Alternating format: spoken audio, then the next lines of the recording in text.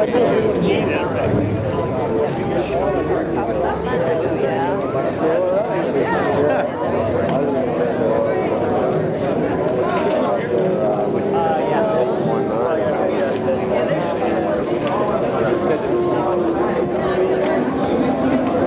the Hollywood High School Band. Let's give them a big welcome.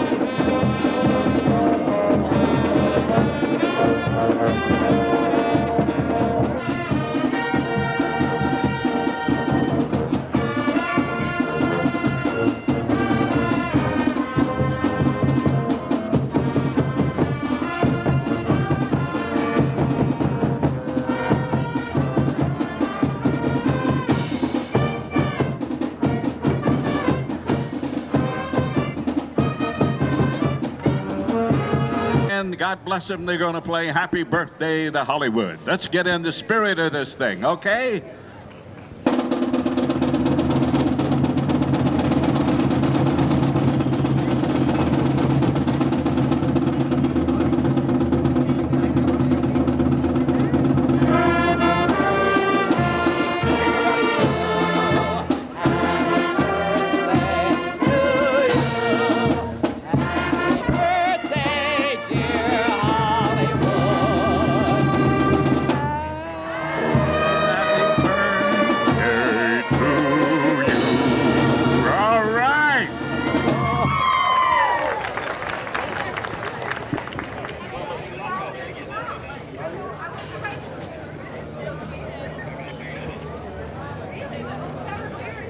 Grant leading Sophia, Hollywood's birthday of 100.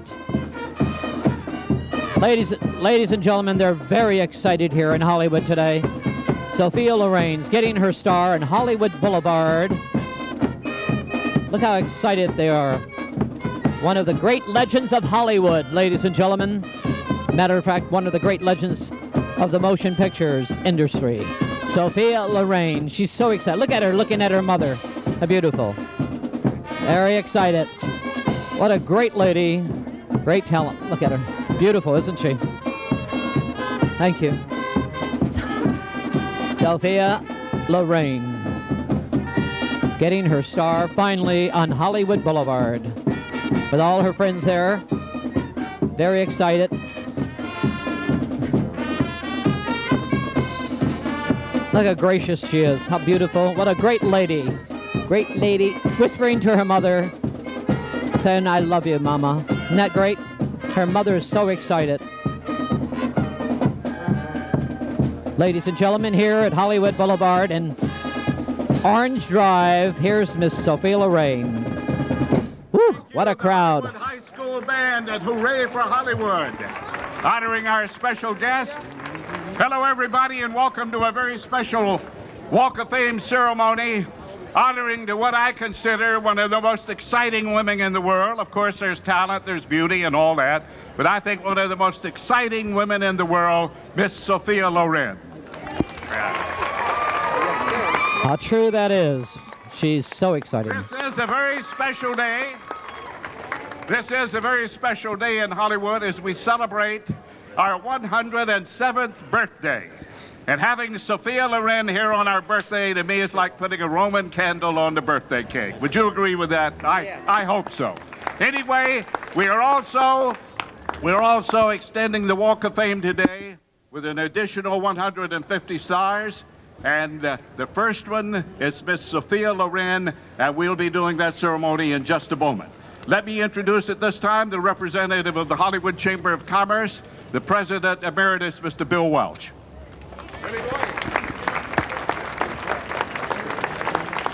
Thank you, Johnny Grant, Mayor of Hollywood and Chairman of the Walk of Fame Committee. This is one of the most important days in recent years in Hollywood. As Johnny has told you, it's our 107th birthday, and we're making a major expansion of the world-famous Hollywood Walk of Fame. And so, to we of the Hollywood Chamber of Commerce, it's most appropriate we have a world-famous actress to honor today by unveiling her star.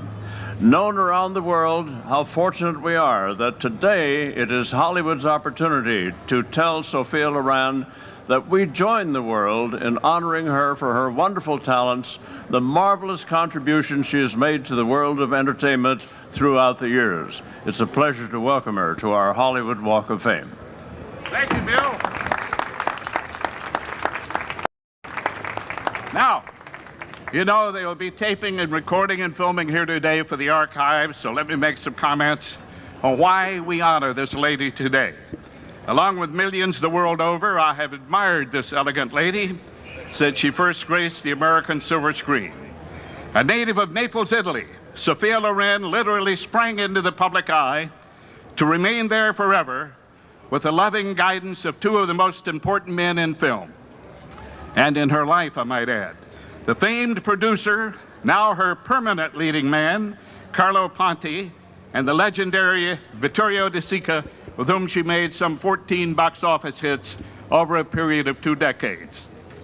Sophia Loren starred in such great hits as El Cid, Houseboat, Marriage Italian Style, The Gold of Naples, The Pride and the Passion, Boy on a Dolphin, Man of La Mancha, The Cassandra Crossing, A Special Day, and a host of movies for television, including Brief Encounter, Courage, Mario Puzo's The Fortunate Pilgrim, Aurora, and Sophia, Her Own Story.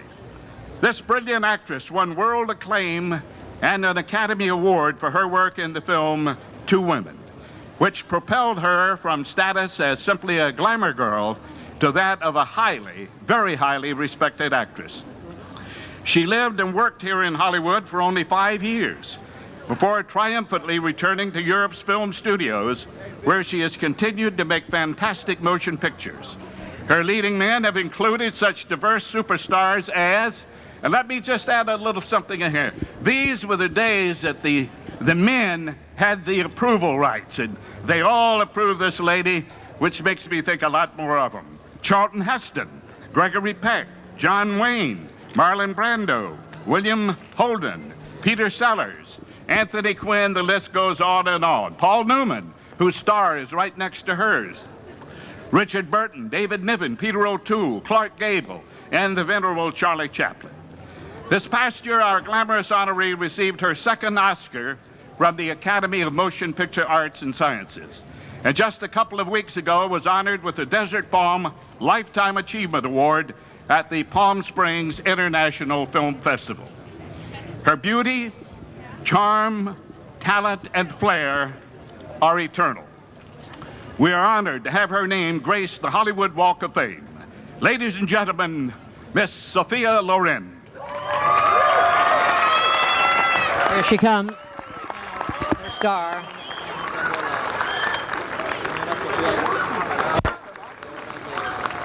Beautiful lady. Look at those legs. Now we're Great honored legs. to have a close friend of Sophia Loren with us today to share a few words about our honoree. He co-starred with her in the epic film El Cid, and like her, is the honored recipient of 2 Oscars from the Academy of Motion Picture Arts and Sciences. So, ladies and gentlemen, how about a real Ben-Hur welcome for Mr. Charlton Heston. There's Charlton Heston. He moved.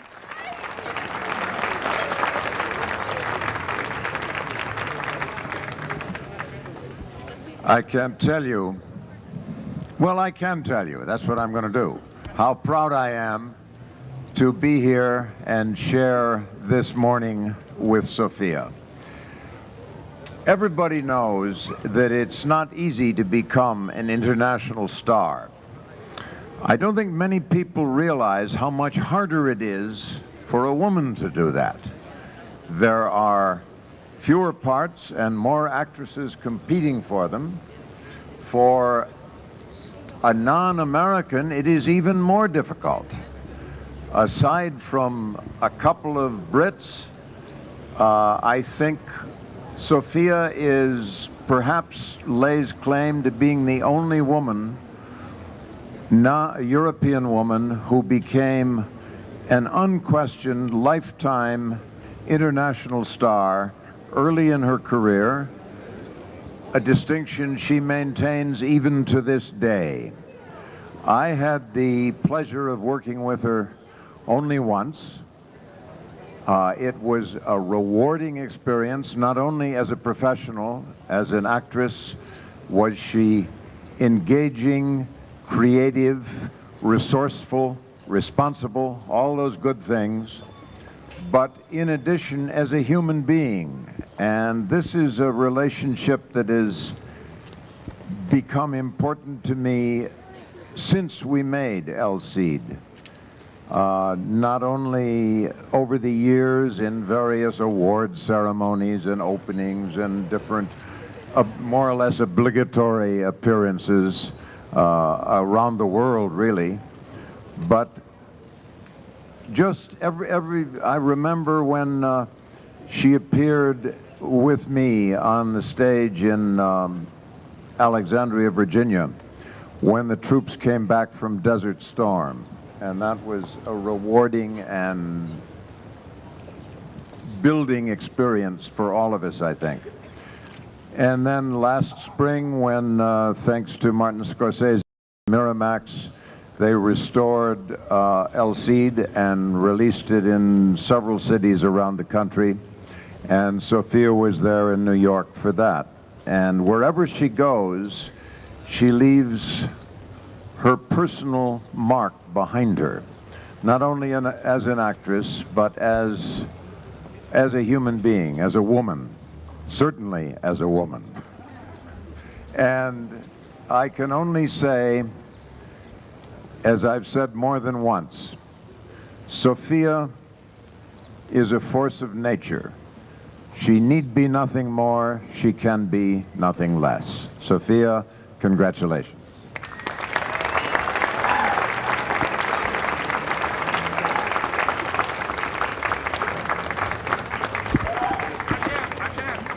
More surprises for you. I'm going to introduce a lady now who certainly knows this boulevard a lot better since the earthquake, because she's been out here helping her constituents, I think about 24 hours a day.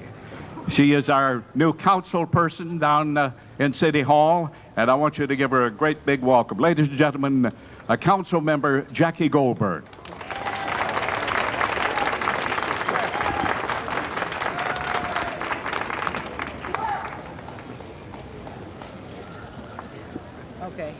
It is, I think, particularly important for the event that we are having today to happen this day because of the events of January 17th. I'm not sure you know, but this area was hit very hard. Many of these buildings have been weakened, and some we may even lose. Not this side. But never. And we are going to move heaven and earth to lose as little as humanly possible, because the history of this town is in these buildings as well as in the people. But because you are here and because this star is opening a new boulevard, it's also a way of telling the citizens of Los Angeles and the world that Hollywood is not going to go away. It will be rebuilt. It is open for business as we speak. And as we do that, as we honor a world-class movie star, we are also reminding everybody that it is this that brings people to Hollywood. We are appreciative that you are going to start a whole new block of stars that are coming on, and the City Council of Los Angeles, by resolution of the entire council, presents this accolade to you, which basically says that we are fans of yours, that we appreciate your work, that we appreciate what you represent in the best of acting in Hollywood, and that we are honoring your achievement, and particularly on the occasion of your getting your star, want to let you know that we congratulate you, the entire council of the City of Los Angeles, And I am glad to be here too. Thank you. I'll tell you that I am a big person.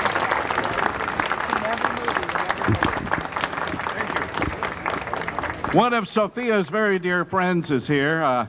When you think of glamour, your name always pops to his name because of such shows as Dynasty, and of course he has designed Miss Loren's clothes for so many years, and I'd like to ask him to come up for just a minute. Nolan Miller, ladies and gentlemen, give Nolan, very great international designer.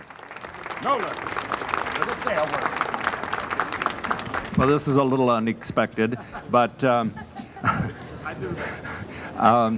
I can truthfully say I've worked with some of the most glamorous women in the world, and certainly in the film world, and there is no one to compare to Sophia Loren. And, but not just as a glamorous film star, as a human being, as a wonderful friend. I mean, she's a legend as a film star, but as a person, she is equally as incredible. And it's really a tremendous pleasure to be her friend and to have had the chance to work with her. As long as we have Sophia Loren, Hollywood still has glamour.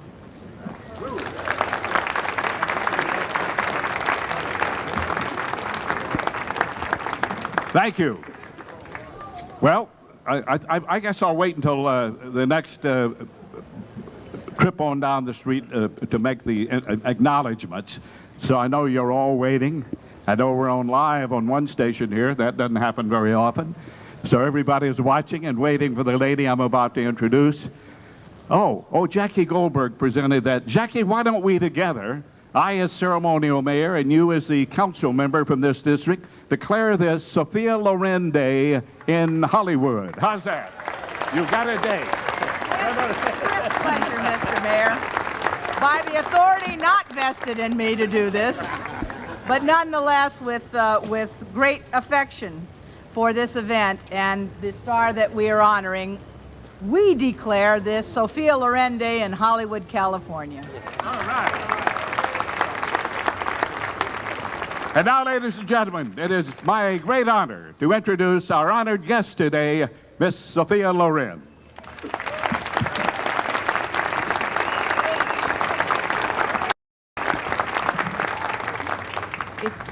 It's really a great privilege for me to be here, and it's going to be really an unforgettable day for me. Because I've been waiting for this star for since I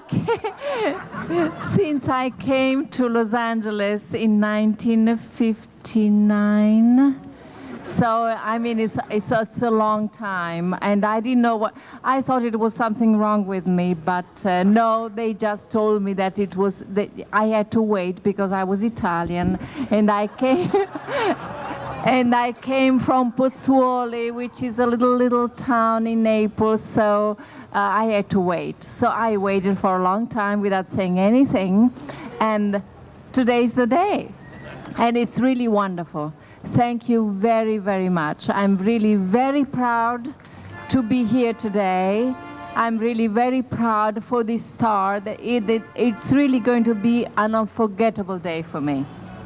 And I really wish my shining star that will show the way to the so many actresses that start in the acting career, and may their dreams come true as my dream came true. Thank you so much. Thank you.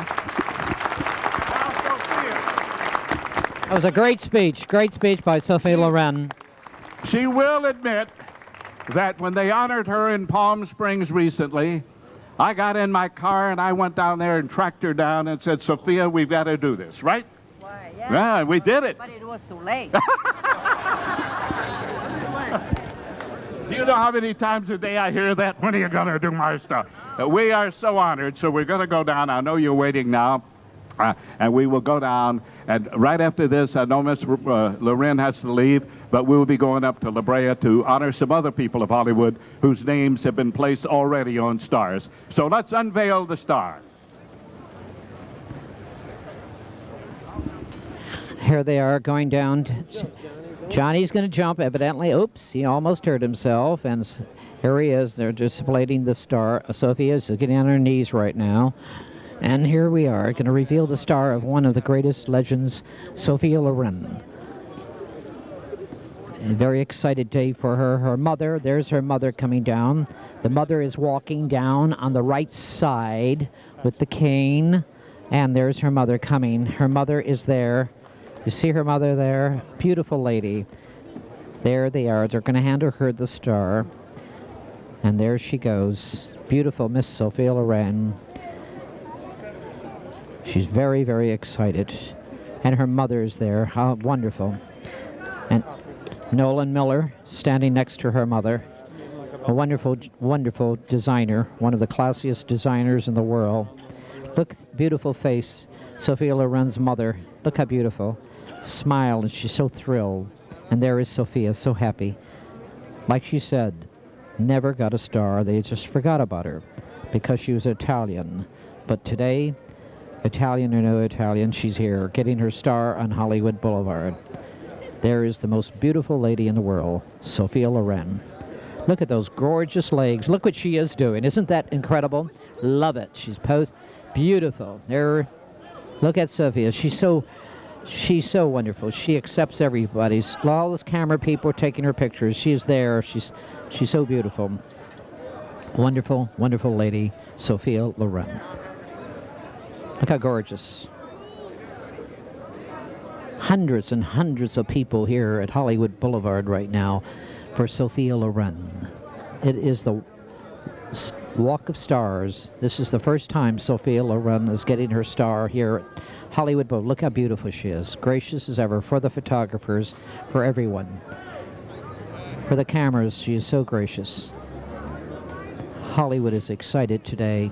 Very, very excited for Sophia Loren's getting her star on Hollywood Boulevard. There she goes. International, world-famous photographers all over the world are here. There she is, they're helping this beautiful, gorgeous lady, Sophia Loren. Beautiful. It is Sophia Loren's day here on Hollywood Boulevard. It's exciting. There she goes. See, isn't she wonderful? Photographers is always taking pictures. Great lady. Great.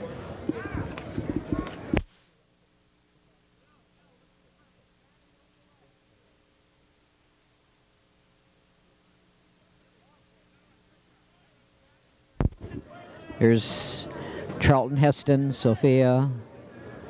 There they are. Charlton Heston, one of the greatest Hollywood stars. And there they go. Sophia Loren, Hollywood's great stars. Aren't they wonderful?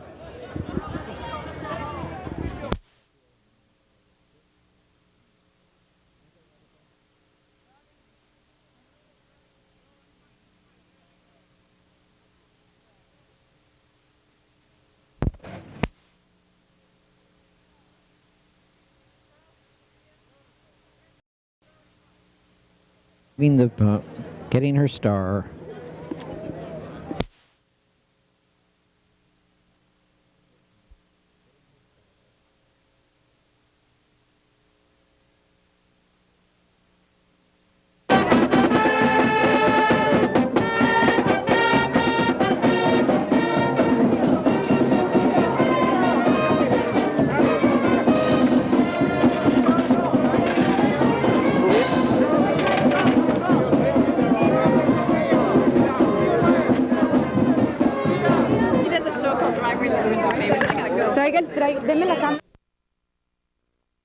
How can I? Here I am at the Hollywood Walk of Stars, and here is Mamie Van Doren. How are you, Mamie? And Signa Hasso, you're both getting stars. Yes, isn't that wonderful?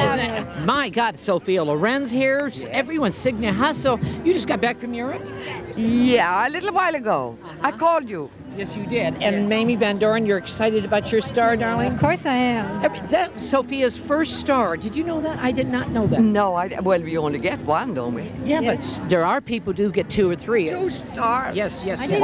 Really? Who's that? There's many other stars that do get 2 or 3. I'll be happy to get 1. Swedish colors. Is that Swedish colors? Yeah, blue and yellow. I got it from the Consul General. Yeah. Isn't that beautiful? Isn't that great? I'm happy for Sweden's sake today. That's I made a TV with Sweden already this morning. A TV. Oh, great. Yeah. You look great. This is TV too, Signa. We are on TV. Thank you. And matter of fact, this is going to be on radio Sunday night. This Sunday. Mamie Van Doren, tell me, what have you been doing with yourself, darling? Well, I live down at the beach, and I've been just sort of preparing myself to get in shape for this beautiful ceremony that I'm so happy that I made it. I didn't think I was going to be around to get it. Oh, but you look great, darling. Oh, you look thank you. Absolutely wonderful. Oh, thank you. Here we are, the Mutual Society of Admiration. Right, absolutely. I was going to say I'm Swedish too, My last name really is Olander.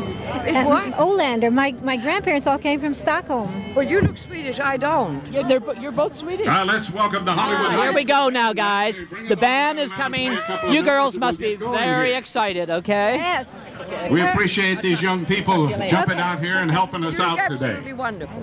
Carey Moore, how are you, sweetie? I am wonderful, Skippy. It's good to be with you again. You're getting your stars. Yes, isn't that nice? Along with so many wonderful people. Signa Hasso.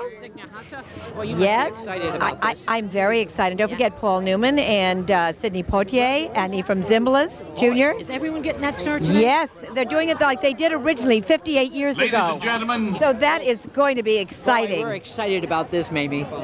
Terry. That's all right. You can call me Mamie. We're Terry. friends. We're all in this together. We're all being hung in cement. just down the street, we unveiled a most significant. Hi, Skippy. Oh, I'm sorry. There's the camera. This is an honor to be here with my best friend today. She's beautiful.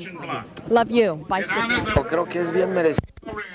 6 years ago, when the Walk of Fame came into existence, we placed at that time 1,500 stars. This morning, the names are already there, the stars are in the cement, and we are going to do something they did not do 36 years ago. We have asked the celebrities being honored to come here and receive a replica plaque of their star on the Hollywood Walk of Fame. I think you know them all. I could read for the rest of the day telling you their credits and the great things they've done for the community. But since we are tying up traffic all over the city today, I understand, I think maybe we should make it as brief as we possibly can. There is then a reception for all of you down at the Roosevelt Hotel. After that, if you want to come back out here, I'll bring the book and do a mini ceremony for each one of you. I'll walk up and down this boulevard until night. But right now, this is this day, this birthday celebration is a joint effort of the Hollywood Historic Trust, the Hollywood Chamber of Commerce, and the Community Redevelopment Agency. And now representing the Community Redevelopment Agency and to officiate at the ribbon cutting of the Gateway Gazebo right behind me is a good friend of Hollywood, believe me. I think she was born here, the way her pop talks she was, because he's very proud of her. We in the community are very proud of her. She is a vice president of the Paramount Studio Group and is a member of the Community Redevelopment Agency. By that, I mean she is a commissioner. Would you please welcome Commissioner Chris Essel. Chris? Well, happy birthday, Hollywood, 107 years old. What more fitting tribute could there be than this celebration? We're here to honor Hollywood the legend and Hollywood the place, the birthplace of the motion picture and television industry. I've been invited to participate on behalf of the Board of Commissioners of the Community Redevelopment Agency, and we are committed to stimulating the renaissance of Hollywood for the benefit of those that live here, that work, and visit and share the dream that Hollywood represents. Things are changing around here, and today signifies the beginning of Hollywood's comeback. The CRA, with the support of the City of Los Angeles, has afforded a pretty nice birthday present. We've invested $5 million, to be exact, all in streetscape improvements. Within the next 2 months, all of this will be complete. It begins here and extends to Hollywood and Vine. It's marvelously fun and full of movie industry metaphors. At this corner, we're announcing the new gateway to Hollywood, the La Brea Gateway. The focal point, of course, is this magnificent sculpture. You'll hear a little bit more about that later. We've lined the streets with trademark palm trees and new jacarandas and added landscape. We have special street lighting designed to make it look like a set. And sky trackers, creating an archway of light from the four corners of Hollywood Divine, will be coming soon. Unique crosswalks to resemble a film strip. Special seating for performances on Ivar, the home of our now famous farmers market. And check out the new parking lot. The parking lot's been completely rebuilt. Hollywood-style kiosks providing information to visitors is at the corner of Cherokee and Hollywood, featuring Harold Lloyd as an integral part of the design. It's important to note that all this work none of it was imposed on us by outside forces. All this resulted from a great deal of community involvement, business owners, community representatives, and all the artists are from our community. I'd like to take a moment and introduce them. Please wave if you're here. The team was headed by Susan Stinsmulen-Ament, who is responsible for the Ivar improvements. She's here. Years and years ago. Behind you, girl. Behind you. No, he's right there. Wait, thank you. Tom Ruzicka is a theatrical lighting designer. He's worked on all the lighting issues. Is he here? Growing up, man. I talked to him with you. Kenny Schneider designed the kiosk. And now I'd like to introduce Catherine Hardwick, who is a production set designer. It's because John Biner's doing And she was the designer of the statue behind us. I'd like her to come up actually in a minute, and while she's on her way up, I want to thank the Hollywood Beautification team for cleaning up the boulevard, and for Johnny Grant and the Hollywood Historic Trust donating the decorations to this event. Is Catherine Hardwick here?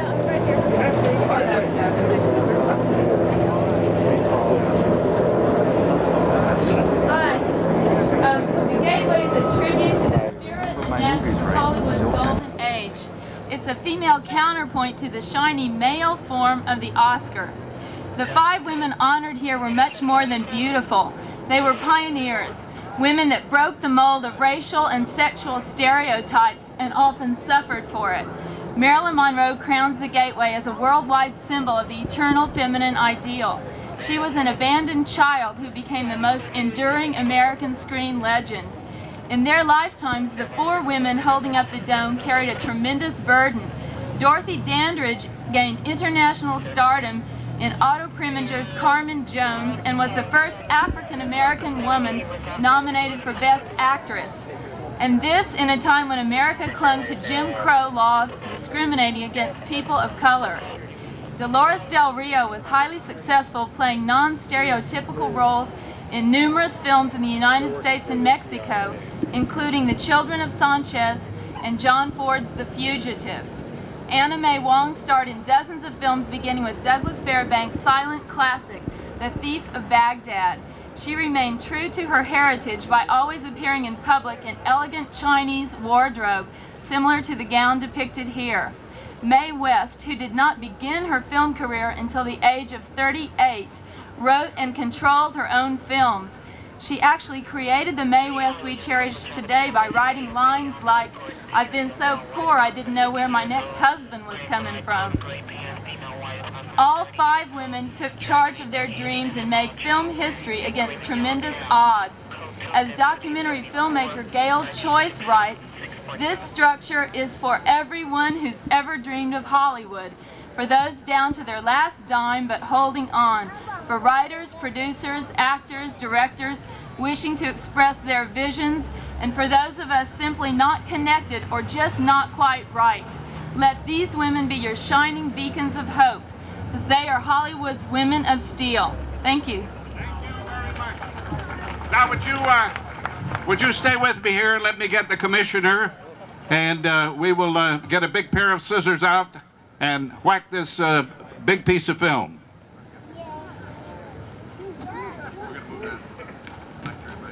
That's what you should be doing, Mike. All right. I'm going to hold these. So Don't can we grab either side? Oh, no.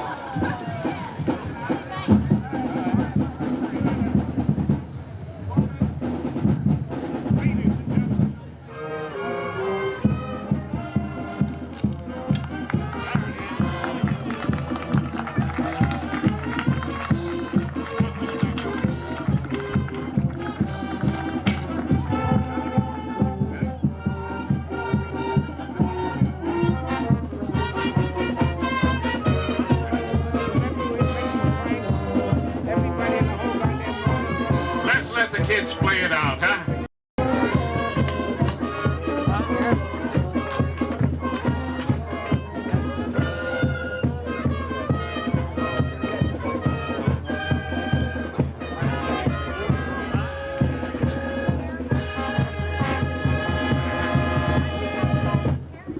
All right, thank you.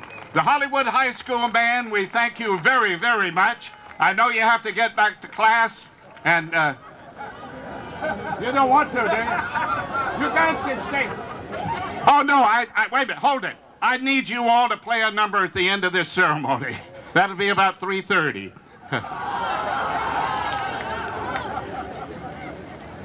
Ladies and gentlemen, I hope we can... I want to read the paragraphs that I have on the people. I don't think it's fair to come out here. You don't mind, do you? Okay. We now, and I will say this lady is not here. One of the ladies going in today is a legendary Pearl Bailey. She's gone into the history books as one of the greatest and most exciting jazz singers of all time. She began her career at the age of 15 and toured as both a dancer and vocalist. Right here. Curly May won a Tony Award for playing the title role in the all-black Broadway production of Hello, Dolly, and in 1971 she hosted her own network television show. This great artist retired from show business in 1975, and in recognition of her service to humankind, was named a member of the U.S. delegation to the United Nations. Let's give her a big welcome. I know she's up there looking down. Pearl Bailey. One of the greatest composer-songwriters of all time, Irving Berlin, came to America from his native Russia at the age of 5. From modest beginnings, which included singing on the streets of New York and working as a singing waiter, he endeared himself to music lovers worldwide. His career spanned nearly 100 years and won him acclaim from his very first hit. You know what that was? Alexander's Ragtime Band. That was back in 1911. He also wrote God Bless America, and in 1942 won an Oscar for the song, happened to be the title song of my movie, White Christmas. Yeah, I had a couple of other friends in there, and there was Bing and Dan, you know. Anyway, and all royalties for that particular tune have gone to the Boy Scouts of America. Irving Berlin composed nearly 1,000 songs in his career, many of which will live on in the history for all time. Representing the late, great, celebrated composer, his granddaughter, Elizabeth Barrett Matson. Would she please come up?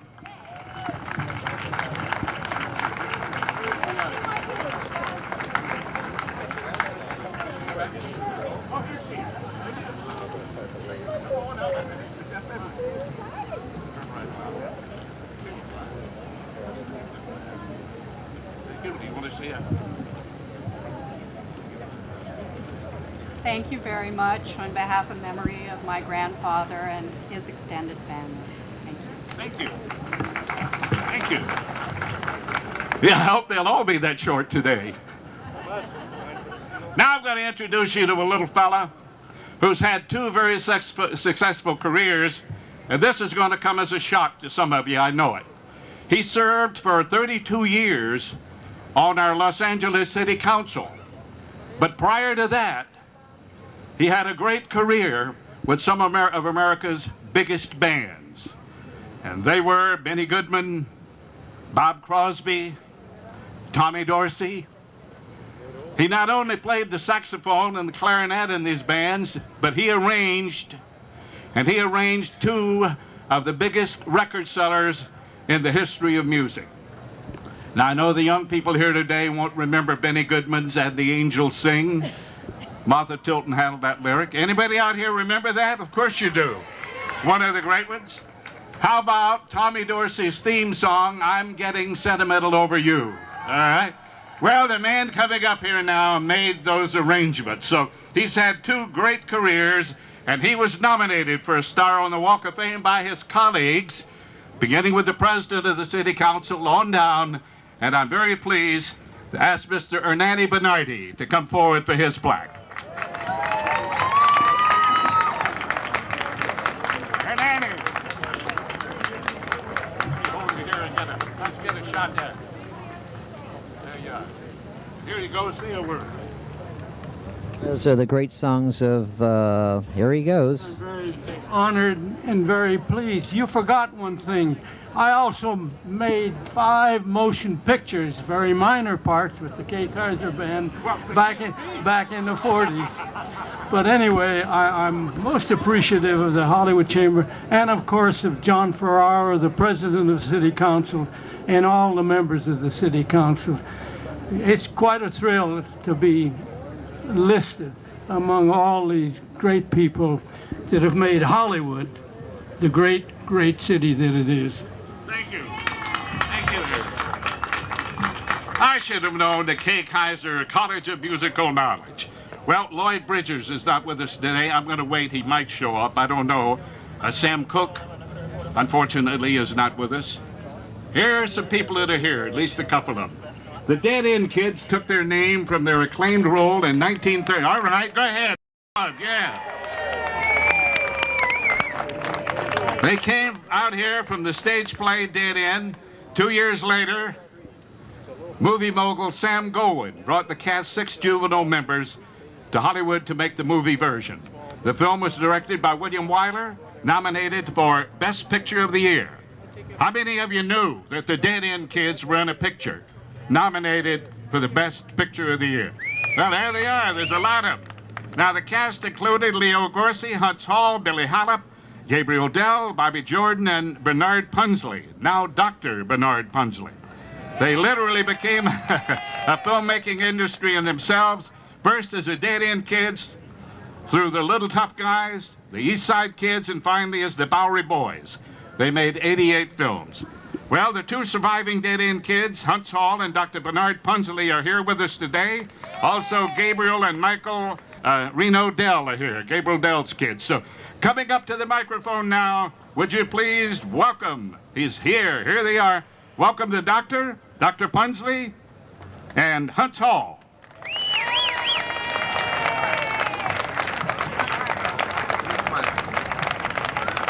There is Huntz Hall, ladies and gentlemen, one of the great, great Bowery Boys. Huntz Hall, look at him. Isn't that great? My father told me I'd end up on the street, but I didn't think it would take 50 years. Well, here we are from one dead end to another. And I want to say, on behalf of all the Dead End Kids, we thank you, Hollywood, for giving us our star, and we love it. And we want to thank everybody that's here. Thank you very much. Thank you. He sounds the same, doesn't he, ladies and gentlemen? There he is. Huntz Hall. Hasn't changed a bit. There's Huntz Hall. Hasn't changed a bit. Those wonderful days of the Bowery Boys. He looks great. He looks absolutely, he's so excited. Everyone here in Hollywood is so excited today. It is one of Sophia Loren's day, and we are proud and honored to add the name of one of the film industry's early pioneers and great ladies to the Hollywood Walk of Fame. Frances D. didn't have to come far to find a place to be a film star. She was born and raised right here in Los Angeles. She co-starred with Maurice Chevalier in Playboy of Paris and went on to play lovely leading ladies in numerous Hollywood productions. Her other major screen successes included If I Were a King with Ronald Colman and Basil Rathbone, Wells Fargo with Joel McRae, June Moon with Buddy Rogers, and the classic Little Women with Katharine Hepburn and Paul Lucas. And she married one of her leading men, Joel McRae, in 1933. Ladies and gentlemen, please help me welcome to the Walk of Fame the very lovely Frances D. right here. Thank you. Dear love, let's continue. Oh yes, I'm so grateful to be honored on the Hollywood Walk of Fame, and I'm thinking very much today of that man I was married to for 57 years, Joel McRae. His star's at the far end of the boulevard, and I understand mine's here, so we have both ends covered. Thank you all for coming. My grandchildren are here, a whole group of them, and one of our sons, Wyatt and Clay, wave, Robert, Joel. They all came, and I see Bob Palmer, wonderful Bob Palmer. All right. And thank you to the Chamber of Commerce, all who made this possible for me. Thank you. Good night. That's lovely Frances D., Joel McRae's lovely wife, one of the greatest ladies in Hollywood. Beautiful lady. I spent a couple of days at the ranch, at Joe McRae's ranch, just before he passed away. She just misses him. So, Francis D., ladies and gentlemen. Gabe Dell's kids are here, and Hunt's, Leo Gorsey's kids are here. Let's acknowledge them. Where are they? Huh? Where? There they are, back there. There's Leo.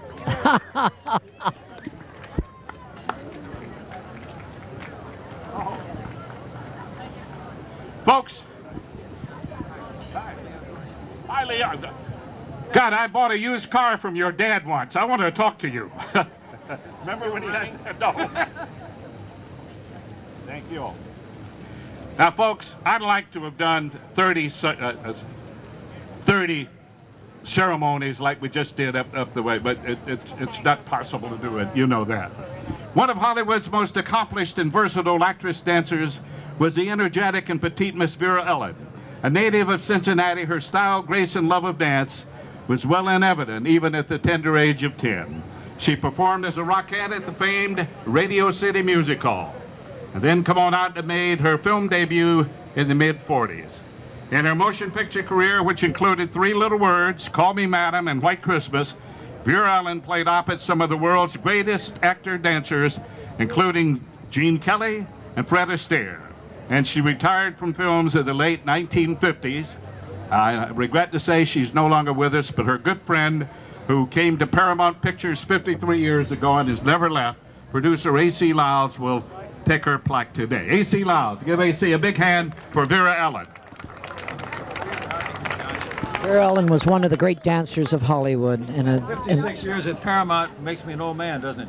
But about 40 or 35 years ago, Vera and I were coming out of the Chinese theater, and a little man came up and asked for an autograph, and he said, when are they going to put your name on the Hollywood Walk of Fame? She said, A.C., when they do, would you be with me? I gave Vera's eulogy 20 years ago, but Vera, I'm here with you today. Thank you. Thank you. Okay. Thank you, guys.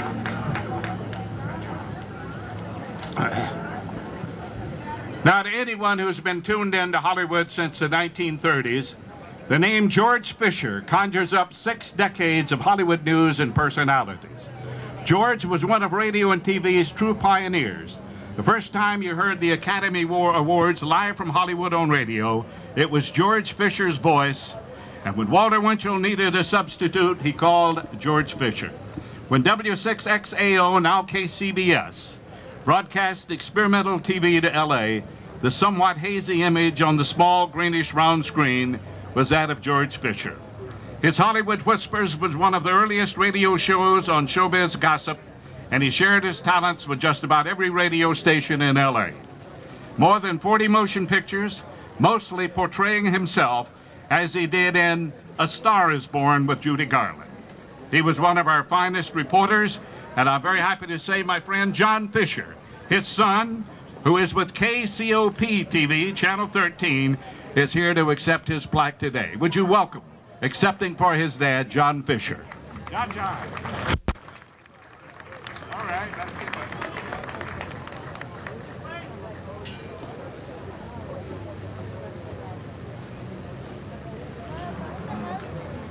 Thank you. Okay, John, jump up there.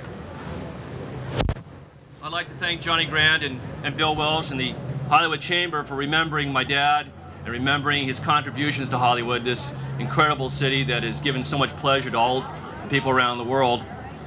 You know, my dad was one of the nice guys in Hollywood, and he kind of let everybody walk all over him. Well, now he really can walk all over him, and I don't think he'll complain one little bit. I wish he was here to enjoy this day with me and the rest of the family, but I'm sure he's well aware that everybody is thinking so highly of him. Thank you very much. Thank you, John. John Garfield was born and grew up on the tough Lower East Side of New York City. My favorite. It was a rough and tumble existence comprised of odd jobs and frequent neighborhood gang street brawls. That very tenacity, however, helped him to win a state debating contest sponsored by the New York Times. And a scholarship resulted, which led him to the Broadway stage. In 1938, he was signed by Warner Brothers to star in Four Daughters. His screen character, that of a cynical, defiant young man, who charms and muscles himself to success, reflected his own life and personality. Let me just say a couple of his movies here. I think you're all remembering now John Garfield. I remember the day as a buck private, and that goes back a long, long ways. He showed up at my camp with Ann Gwynn for the USO. And as it turned out, he and Betty Davis are the ones who actually organized, raised the money, and got the Hollywood Canteen in action in World War II. So representing John Garfield is his son David and his daughter Julie. Give them a nice big hand.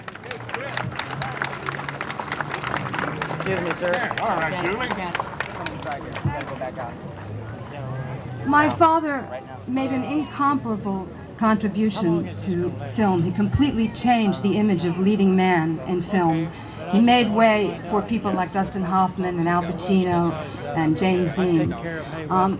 He was also blacklisted, and a lot of his work was buried. So let's bring his work out into the open now and honor him, and I'm very grateful that he's being honored here today. Thank you. Thank you, Julie. Thank you. Okay. Thank you. I like John Garfield for many reasons. He was about... Hey, Tyke, Fred Amsell out there. Good to see you. Well, I tell you, folks, you got to be really strong, fearless, and confident when you spend as much time in the close, personal company of white tigers, wolverines, wild boars, and bears as our next honoree. Although he has enjoyed a successful career with important roles in such films as Easy Rider, King of the Mountain, The Adventures of Frontier Fremont, Grassland, Terror Out of the Sky, and The Chilling, he starred in quite a few movies for television. But I think he's probably best known for his role as John Grizzly Adams in the film and the popular long-running NBC television series Grizzly Adams. Ladies and gentlemen, now that I've been assured that his 500-pound co-star Ben is not paddling up behind me, looking for his star, everybody else was for it, please welcome TV's Grizzly Adams, Dan Haggerty.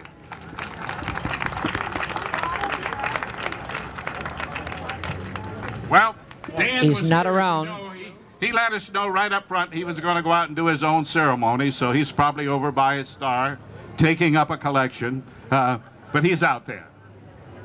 This next great international film star started her career on the Swedish stage at the age of 13.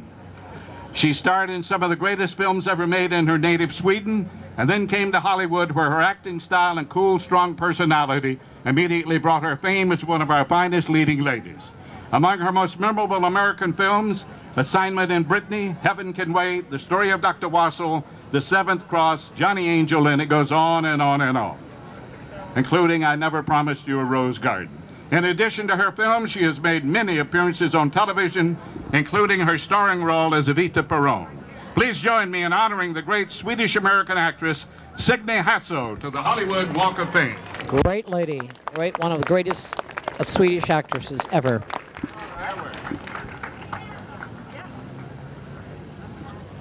There she is. She's so excited. I was just telling her, she was telling me that this is the first time she's ever been recognized. Here she goes. Well, I must say, ladies and gentlemen, I've never been walked upon before, but this is going to be a great honor indeed. I want to thank everybody for this great honor, and I was taught two things in my life: that the arts, in any field, is a one bridge which can unite all people instead of separating them. And the other thing I was taught was that success in anything is not a destination, it is a journey. And on that journey, we are all still happy to be. By the way, my name, Signe, means bless you, and I feel blessed indeed. And bless you, everyone. And thank you so much, everyone, for this honor. Sweden and England and this great country, America. Thank you, bless you. Thank you, thank you.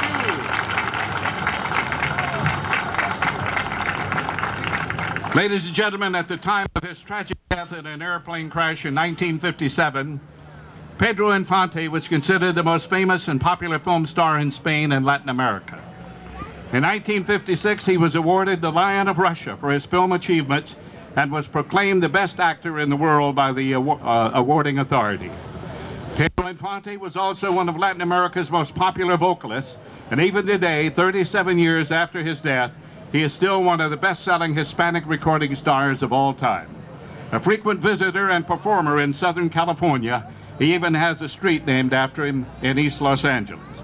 He is remembered as a humanitarian, always ready to offer help to those in need, and his legend continues today.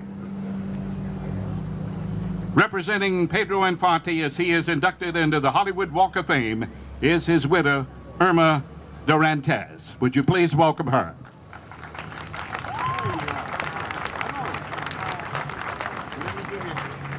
Okay, then I'll let you speak here. Thank you.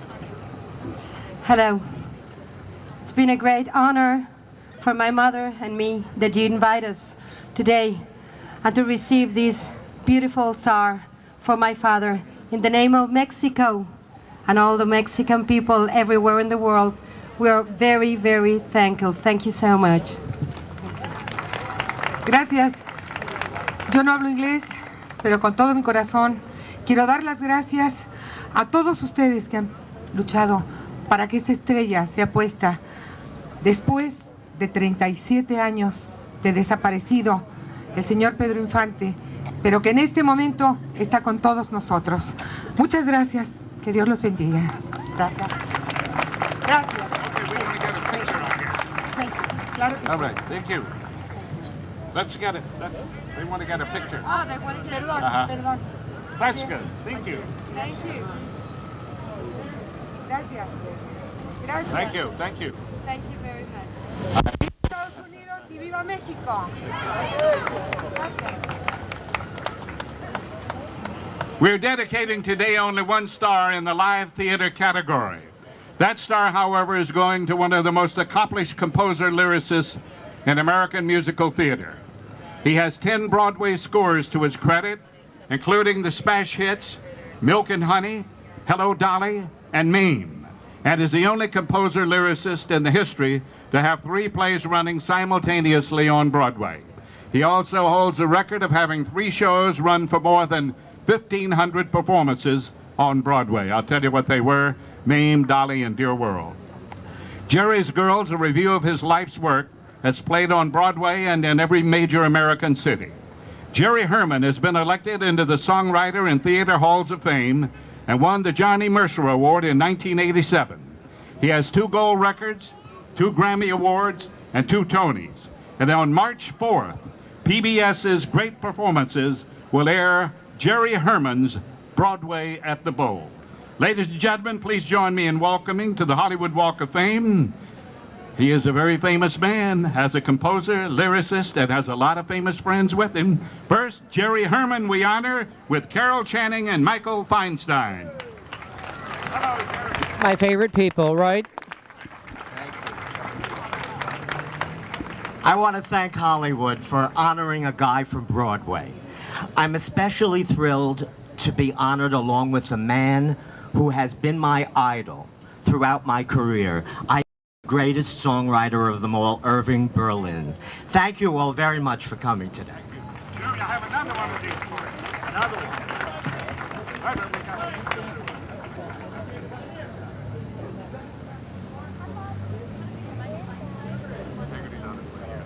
Wait a few minutes.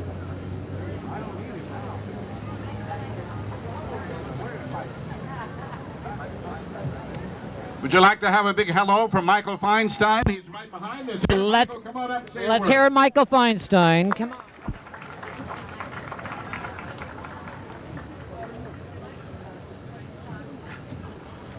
I'm very delighted to be here for Jerry because he is one of the last of the great Broadway and Hollywood composers.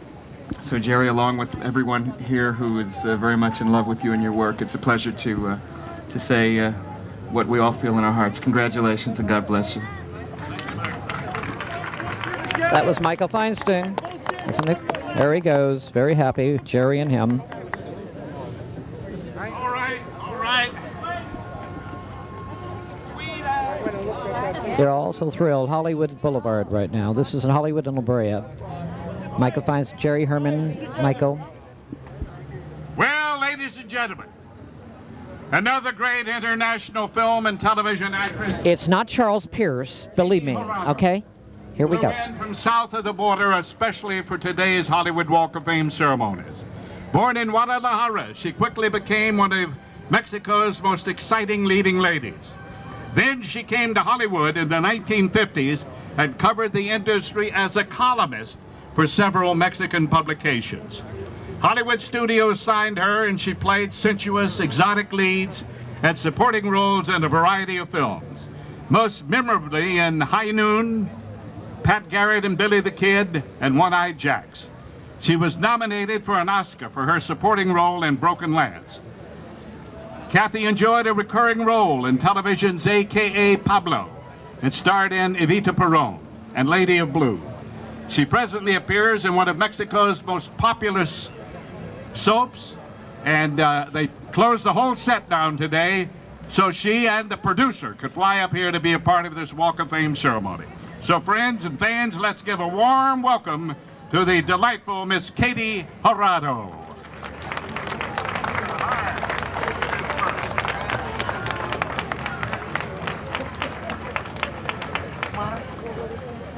Thank you very much. 42 years ago, I came to this beautiful, beautiful Hollywood. To be a Mexican, to come to this wonderful place and play in High Noon with Mr. Gary Cooper. To me, was a dream. But after that, I played opposite all the greatest stars in this country, like Marlon Brando, Spencer Tracy. I've been a very lucky person to work with them. But this, for me, is a dream too. And I thank you. Where are you? Thank you. Okay, baby. I thank you. Give me this after 42 years, and to be a Mexican. Like I said, one line in High Noon, to be a Mexican in a town like this was beautiful. Y ahora voy a hablar español porque hay mucha gente, ¿verdad?, que viene de allá de mi país, ¿verdad? Y que viene, estoy feliz como mexicana de estar aquí. Que Dios los bendiga a todos.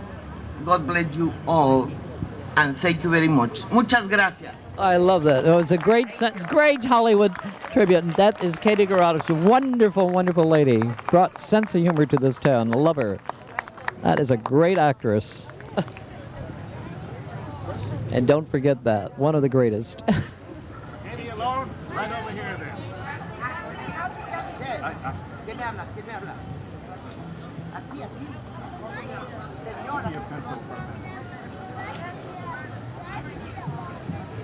Well, ladies and gentlemen, I've already told you about Gentle Ben and about Dan Haggerty, and he has come from his star now over here. So I will just go ahead and say, ladies and gentlemen, Dan Haggerty.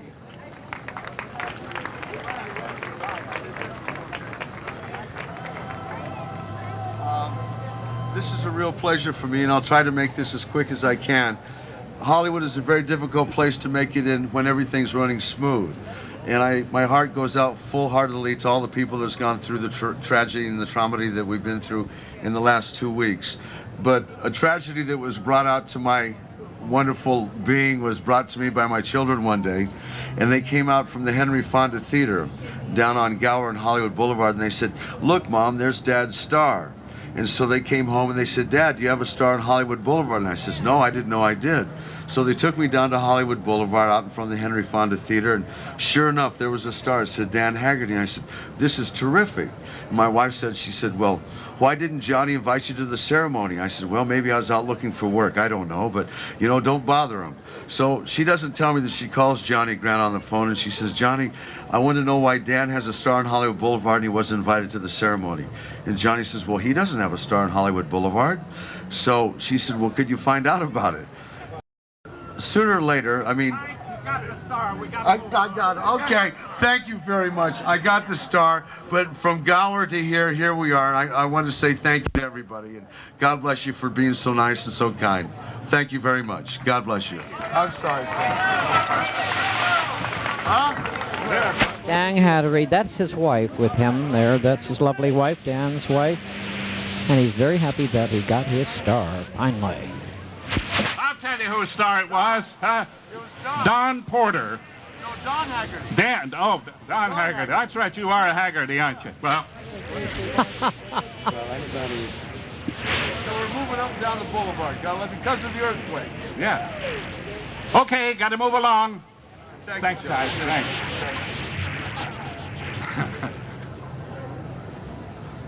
I love it. Ladies and gentlemen, Cleavon Little began his career in the entertainment world on the New York stage, where he won both the coveted Tony Award and the Drama Desk Award in 1970 for Pearlie, playing opposite Melba Moore. Cleavon enjoyed a marvelous career on the boards, appearing as well as starring in many of Broadway's and off-Broadway's box office hits. Perhaps his best-known film role was as the sheriff in Mel Brooks' Western. You know what that was, don't you? Blazing Saddles. He also had major roles in Cotton Comes to Harlem, Vanishing Point, FM, and Arthur II. His television credits include regular roles in the series Temperatures Rising, I guess it meant, Temperatures Rising, Baghdad Cafe, and True Colors. Now, Little co-starred in the long-running Broadway hit I'm Not Rappaport with Judd Hirsch, leading to his winning an Emmy for his guest role opposite Hirsch in Dear John. I want to say something else here. I don't think I've ever had he was very ill not too many months ago. And I don't think I ever had so many true friends calling, trying to get a star on the boulevard before he went on to the big stage in heaven. It just did not work out, and I'm sorry about that. We tried, but it didn't happen. But he had a lot of very good friends, the folks that are just everyday folks, and some of the biggest stars in the industry calling and writing, saying, can you get Cleavon Little a star? Well, today we've got that star, and I want to invite his daughter, Adia Millett Little, to come up and accept the plaque. And also George Siegel and Richard Benjamin are back there. And Wesley Snipes, I understand, is back there. Let's have them all come up as a salute to Cleavon Little.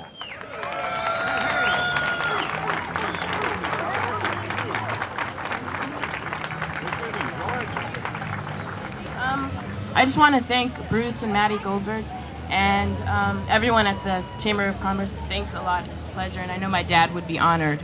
Thank you. Richard, say a word, Richard. It's a pleasure for us to be here today because we loved Cleavon, and he was a wonderful man and very courageous, and also he was really funny.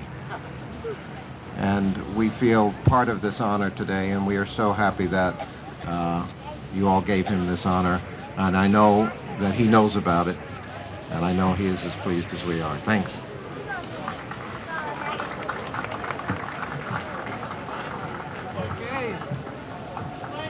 George, you're going to say a word?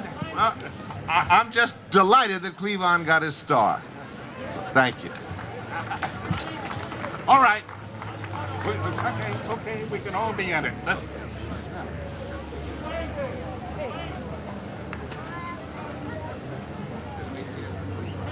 Okay, thank you. Thank you all. Thanks for coming. Ladies and gentlemen, Tom LaBonge is here, and I want Tom to come say a word because he represents our new mayor, and they've all been very busy lately, out in the valley especially, working to help the people who are victims of the quake. Tom LaBonge knows this community. He's worked it for years as the field representative for John Ferraro, and he's here now representing our new mayor. So give Tom LaBonge a big hand. Thank you. Tommy, my boy. Thank you very much, Johnny, the mayor of Hollywood, great mayor of Hollywood. On behalf of the mayor of Los Angeles, Richard Riordan, I want to congratulate all of you, especially Miss Hartwick, the artist here, who for years and years people will drive by and look at this piece of art here, which has got the great support of the Community Redevelopment Agency, the great support of Council Member Jackie Goldberg and Councilman John Ferraro here in Hollywood, and all the Hollywood Historic Trust and all the great people here. Just a short little story. About 18 years ago when I started with the city of Los Angeles, the great cameraman of Hollywood wanted to put a statue right here, Johnny, on this corner, of D.W. Griffith and his cameraman right here looking down Hollywood Boulevard. Well, unfortunately, that didn't happen 18 years ago, but now this day your work is here and we're dedicating it, so that's a great thing to do. Now, on behalf of Hollywood, Johnny Grant, the great mayor, and the great mayor of Los Angeles, Richard Riordan, I want to thank all of you for participating today in this great revitalization and extension of the Great Hollywood Walk of Fame. Thank you very much. Okay, thank you. Thank you very much, Tom. Our next honoree has left his mark on stage, screen, and television. He was honored with an Oscar nomination for Best Supporting Actor for his stirring performance in The Sand Pebbles with Steve McQueen. He won a Golden Globe for that same performance.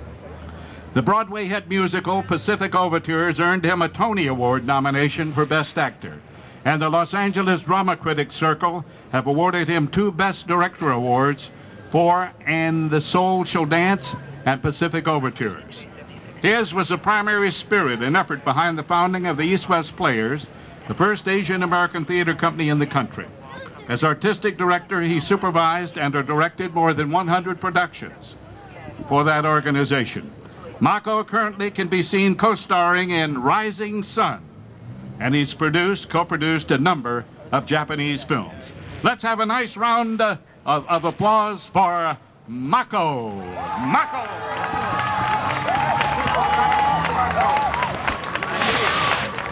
There you go. Thank you, Johnny. In 1949, I came to this country aspiring to become an architect. And of course, I had to go to school to become an architect, but after school, I needed money, so I was working in Chinese restaurant as a dishwasher. At that time, I had no idea whether I would become an architect or successful architect or what. But somewhere along the line, I got derailed and I got involved in acting. But I never thought I would end up on the street of Hollywood Boulevard. Now that I'm on Hollywood Boulevard, but I'm unemployed. But along the way, I met many, many, many, many, many wonderful people. And I want to thank you for this honor. Thank you very much.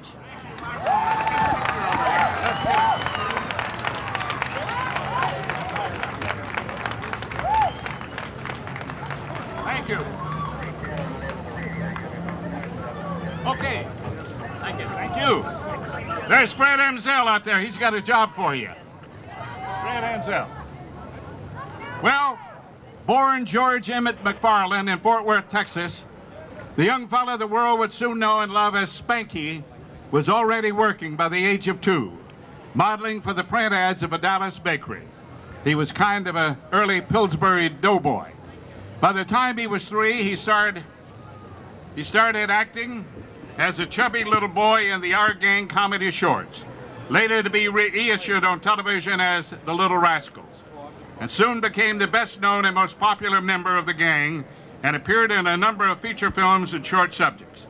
He retired from the screen in the mid-40s with more than a dozen feature film screen credits.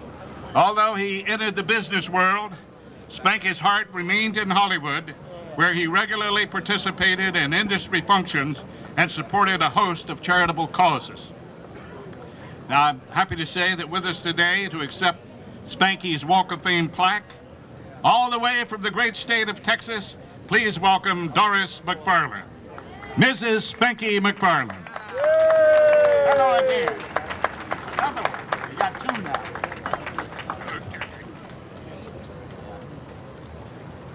On behalf of Spanky and our family, this means so much. And for all you little rascals that helped make this possible, I thank you and I thank you. What is the sign? Thank you. Thank you. Photo. That's. Hey, look this way.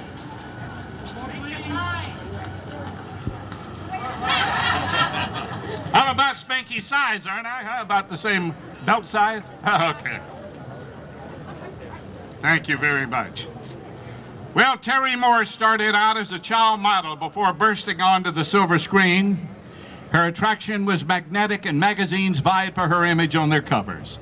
For years, the covers of most Hollywood film star publications were shared primarily by Marilyn Monroe, Debbie Reynolds, Mamie Van Doren, and Terry Moore.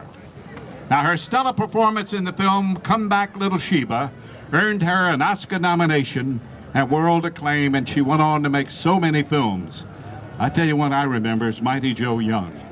She wrote a bestseller, The Beauty and the Billionaire, about her life and marriage to film mogul Howard Hughes, and is about to publish another blockbuster about Hughes titled Murder by Neglect. Ladies and gentlemen, I know you want to meet this gal right now, so I'm going to tell you one more thing about her. I took her to Korea in 1953, and she decided to go over there and give the boys what they wanted. And she took an ermine bathing suit. And I have to tell you, it stopped the whole war. The furor that thing created, and it was so nice. I don't know what happened, but certainly she became world known, if for nothing else, but for that ermine bathing suit. I can tell you that. Ladies and gentlemen, my friend Terry Moore, right here.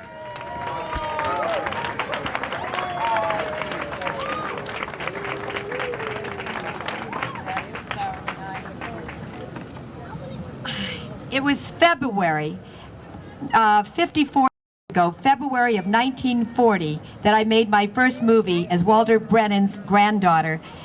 And, you know, a lot of people said they never knew this would happen, but my mother, Mama Blue, always said it would. And I know she's here with me today.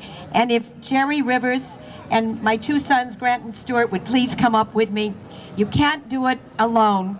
And my friends Lee, and Jerry and Patty and Robin and Chef and Dr. Topper and Sue Ann and Prince Selassie. They've all here with me today, and many others that I may not know who are here, but I love you all, and you can't do it alone. And thank you, because I always had a lot of friends. Thank you.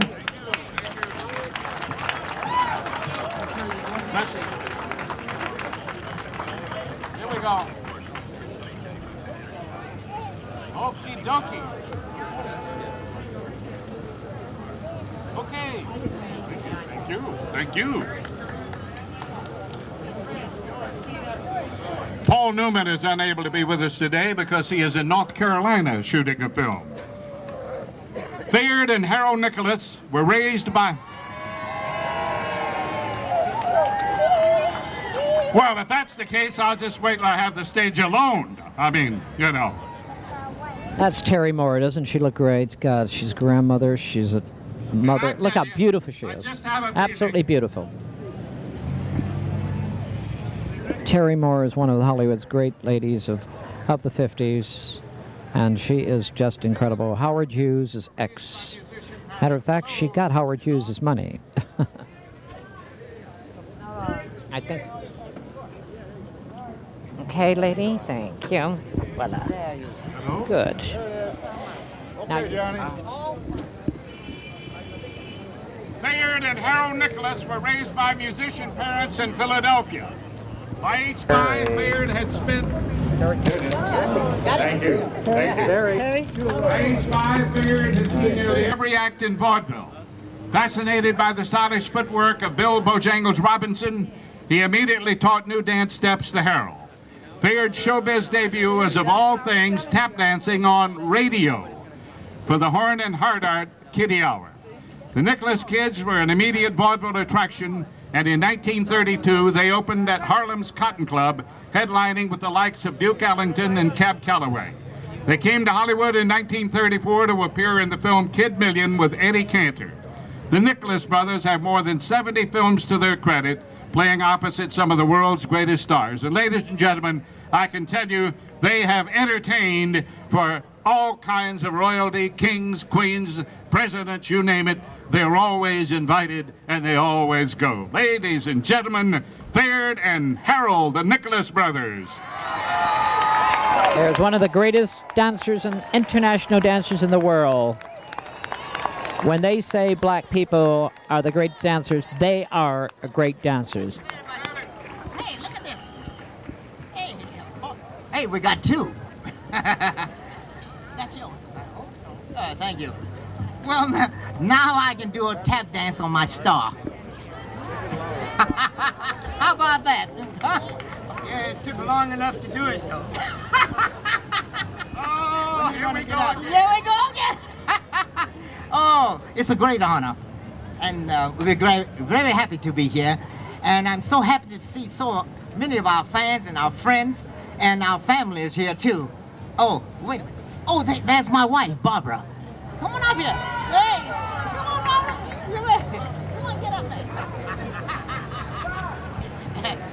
And there's Rigmo. My brother's girlfriend. She's out there taking pictures. Okay, Jim. Say, you wanna? Yes, you may. Come on. Put the mic down. The mic. No, I just want to say thank you very much. It's a pleasure to be here because I'm always walking on the boulevard, and it's going to be nice to see our name as we walk this time. And huh? You can't hear me? All right. Okay. So thank you very much, and be happy, everybody. Let's tap dance off of here. Yeah.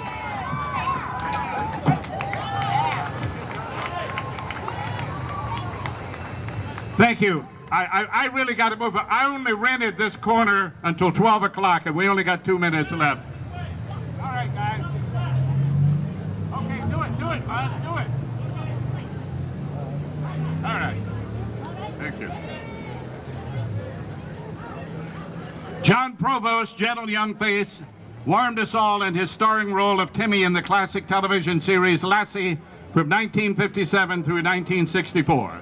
Now, although he was just 7 years old when he appeared in Lassie, he had in fact landed his first part in a major motion picture 5 years earlier. At the age of 2, when he appeared with Jane Wyman and Sterling Hayden in So Big.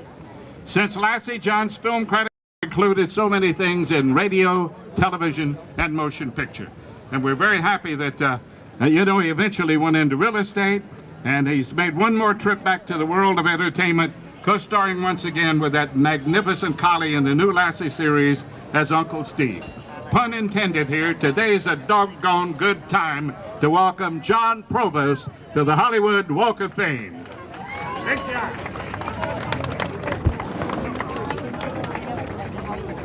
Thank you very much, Johnny. Well, this really is a pleasure and an honor. I never expected something like this. You know, I have a lot of famous mothers like June Lockhart, Grace Kelly, and other people, but my most famous, I think, was my mother. If it hadn't been for her to put me to work when I was 3 years of age, I wouldn't be here today. I'd like to thank my fans, friends, and family. Thank you. John, let's get a picture here. Well, real quick, huh? I know his mother. Every time I see his mother, she says, when are you going to do it? So.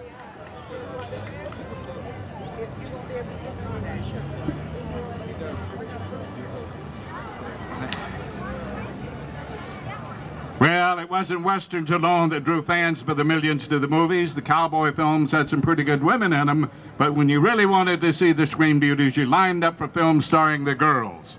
You know, the sex spots, the 3Ms, Monroe, Mansfield, and Mamie. And boy, she did a lot of films. Mamie Van Doren started her career as a big band vocalist.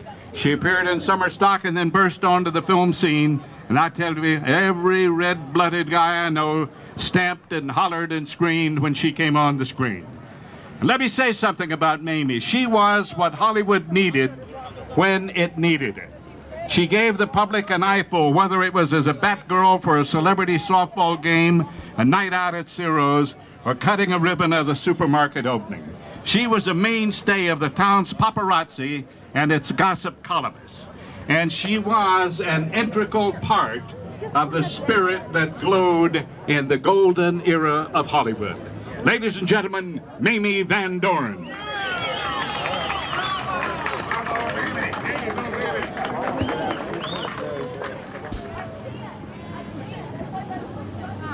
what a nice introduction.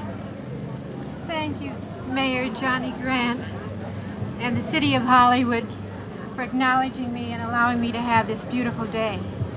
I'd like to share this with all my fans all over the world that made this possible. I remember I came to Hollywood when I was 8 years old. It was during World War II.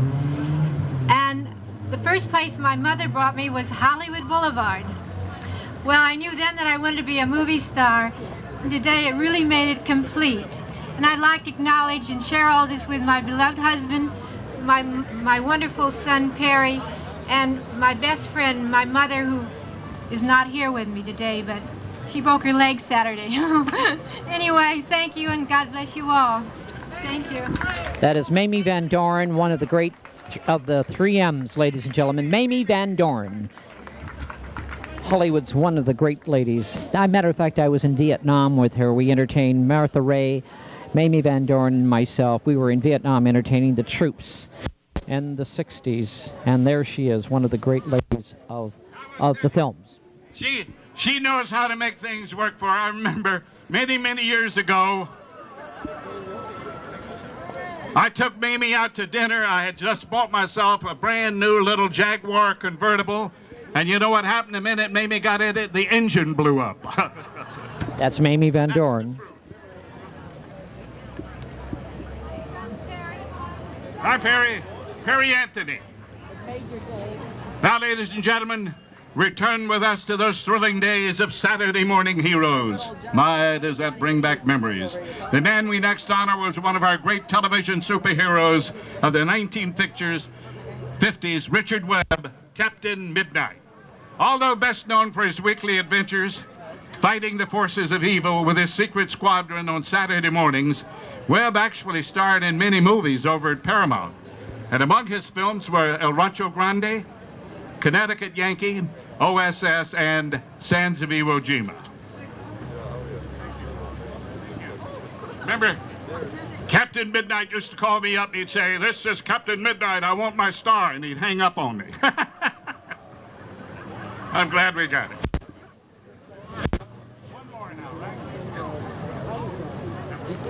You know, folks, a few years ago, if you had asked people out on the street who was the head of the FBI, 9 out of 10 people would have said Ephraim Zimbalist Jr. Right? Oh, he ran a great organization. Ephraim has played the role of the handsome, dependable leading man right from the start. Born in New York City and educated at Yale, he trained for the stage at New York's Neighborhood Playhouse. His career was interrupted by World War II service. Returning to Broadway, he made his film debut in 1949. In the 1950s, Ephraim was seen weekly on the TV Maverick and on the popular series 77 Sunset Strip. Then came his most famous role as Inspector Erskine on the FBI. He also hosted You Are the Jury and was on the Kennedy Center Honors in 1984. Boy, he's got a lot of film credits, and I think you know it. You appreciated him. You recognize him with applause. So I'll just go by them, but I want you to welcome my friend. I see him quite a bit out at Lakeside. He plays golf. I sit there and eat. That's why he's thin and I'm fat. Ladies and gentlemen, please welcome Ephraim Zimbalist Jr. And Stephanie. You will introduce Stephanie. Yeah, if Bob can make it. What's that? Gentlemen, I'd like to introduce my daughter, Stephanie.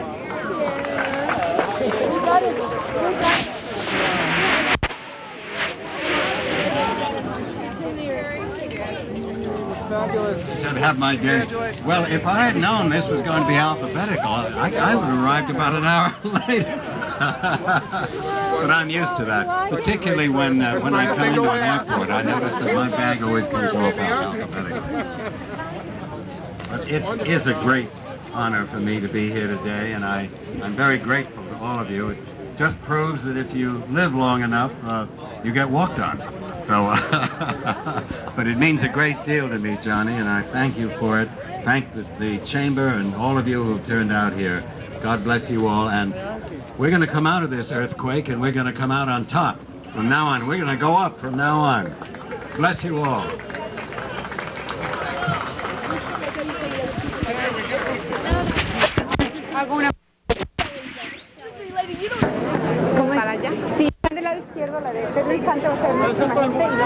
la gente. De aquel lado, por allá. ¿Tú vives en México? Sí. Yo pensaba que ellos sacan Estados Unidos. ¿Cuántos días te quedan? Hoy una noche I want to thank everybody, including the Hollywood. We're going to do an unveiling here of a new star that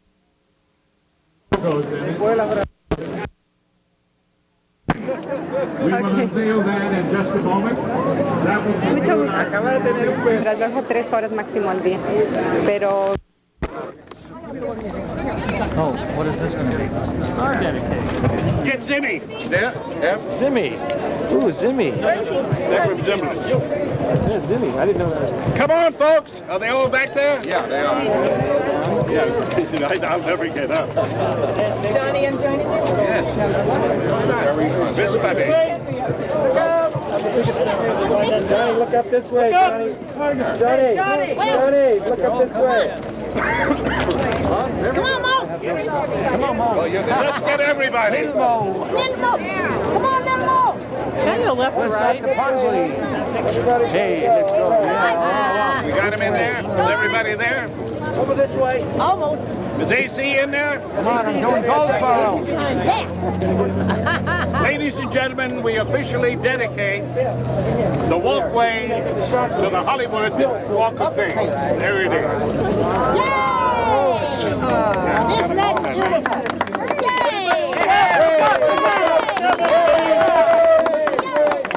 Hand up.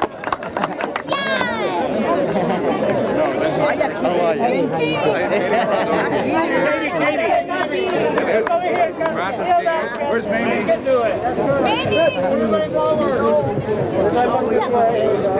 you go. Look this way! Look it.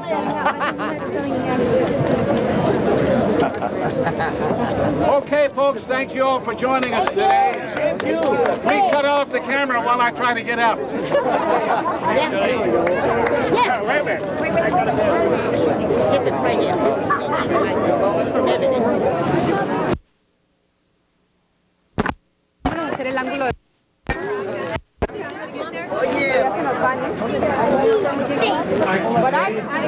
To join me in a little march down the boulevard to the Hollywood Roosevelt Hotel, where we have another surprise for you.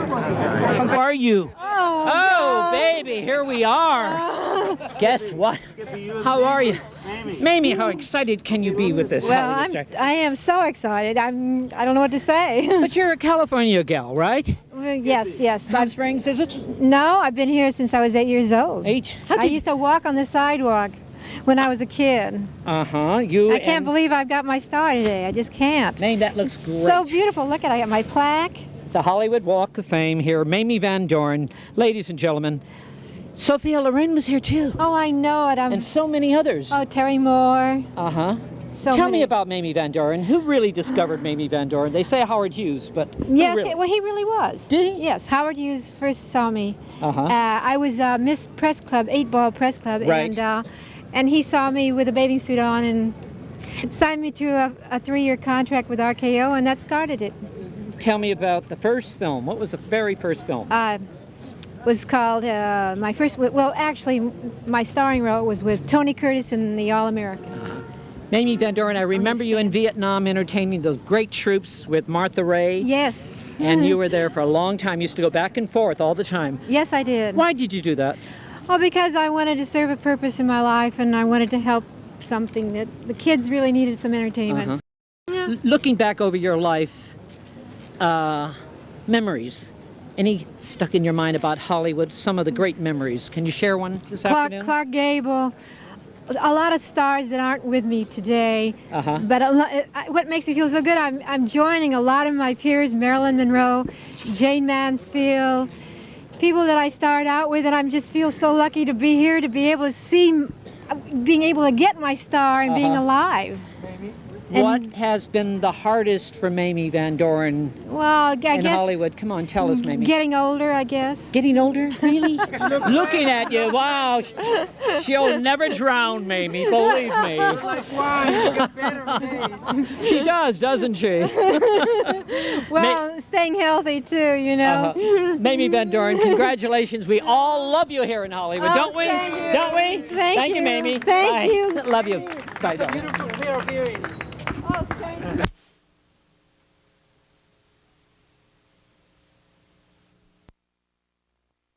we are. Sophia Loren's day today. They honored all these Oh, great really? stars. Yeah, I always liked her as an actress. Great actress. What's happening with Lawrence Turney? Well, I'm up for a few good parts, one in Arizona and one in New York. Uh-huh. And we can pray and hope that I get them. God damn, and you look things are good. working fine. And next week I'm going to be 75 months old. 75. You've known Hollywood for a long time. Tell me about those days in the 40s in Hollywood. Well, when I first came here in 1943, under contract to RKO, it was a beautiful town. And it still is, but I mean, you know, we had beautiful air, much better air. Right. And we're right by the Roosevelt Hotel. This was here. It was a cleaner place and a much friendlier place. And I used to go to Musso Frank's, and I'd sit there and chat with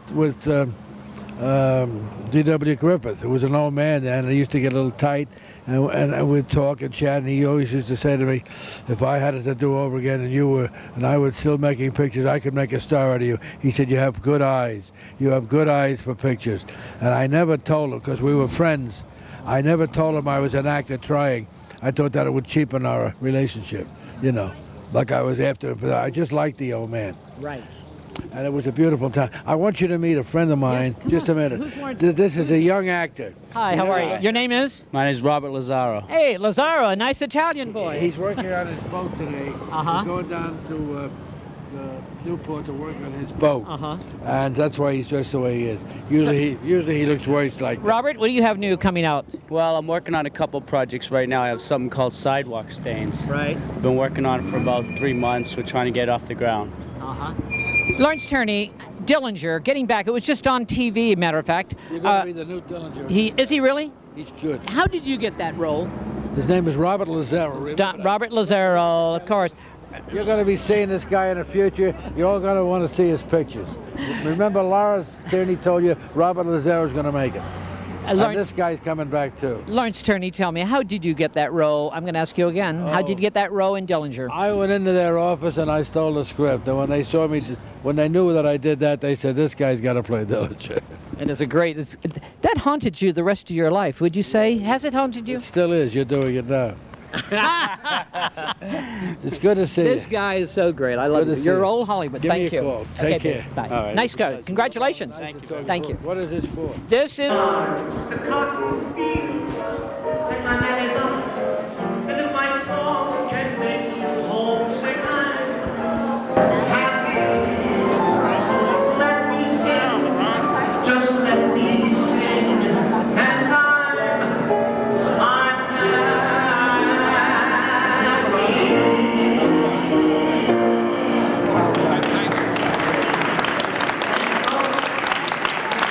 That was a song, Let Me Sing, and I'm happy, written by Irving Berlin. Right this way. You're in the show now. Did you know that? You are. Written by Irving Berlin is one of our honorees for today. Also immortalized by the song Blue Skies, which there's a picture of right in the mezzanine with Joel. Crazy words. And just roll along.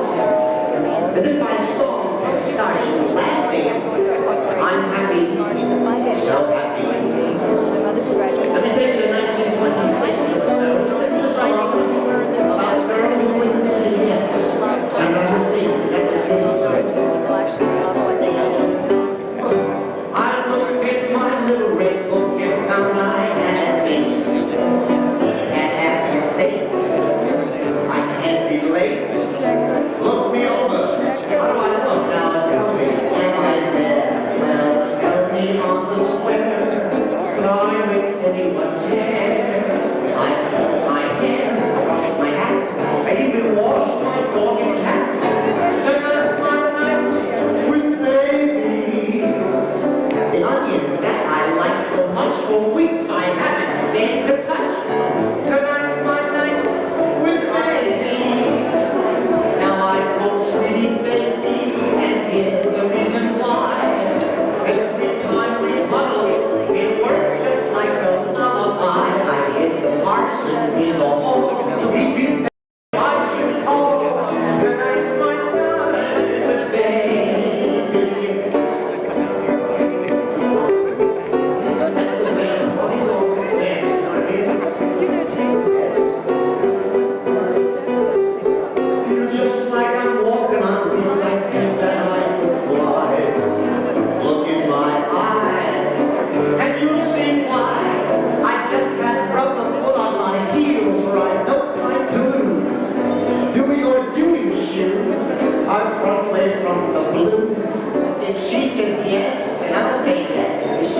no, I'll still say yes.